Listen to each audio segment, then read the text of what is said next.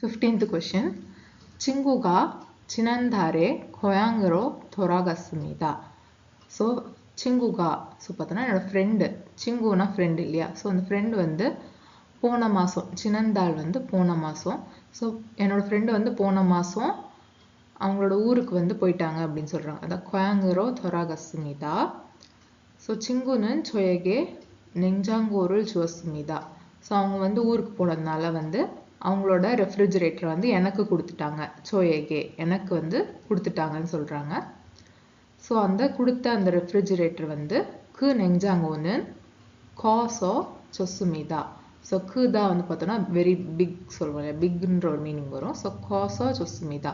So அந்த refrigerator வந்து ரொம்ப பெருசாக இருக்கிறதுனால வந்து எனக்கு பிடிச்சிருக்கு, ஐ லைக் இட் அப்படின்னு சொல்கிறாங்க. ஸோ இப்போ வந்து ஆன்சர் வந்து ஃபைண்ட் பண்ணலாம். ஃபர்ஸ்ட் ஆப்ஷன் வந்து 저는 냉장고를 샀습니다. ஸோ நான் வந்து ஒரு புது ஃப்ரிட்ஜ் வாங்கினேன் அப்படின்னு சொல்கிறாங்க. ஸோ இது வந்து பார்த்தோன்னா இல்லை.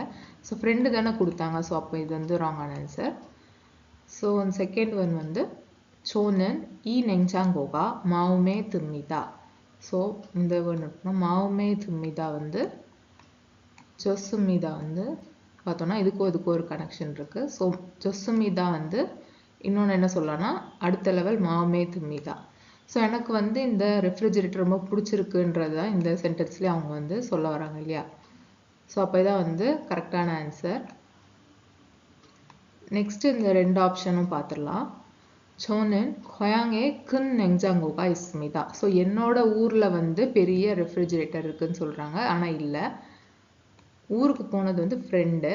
இங்கே வந்து ஸோ இதுலேயே பார்த்தோன்னா ஊருக்கு போனது வந்து ஃப்ரெண்டு, அவரோட ரெஃப்ரிஜரேட்டர் தான் வாங்கணும். ஸோ இது வந்து சம்மந்தமே இல்லாமல் ஒரு இது இருக்குது.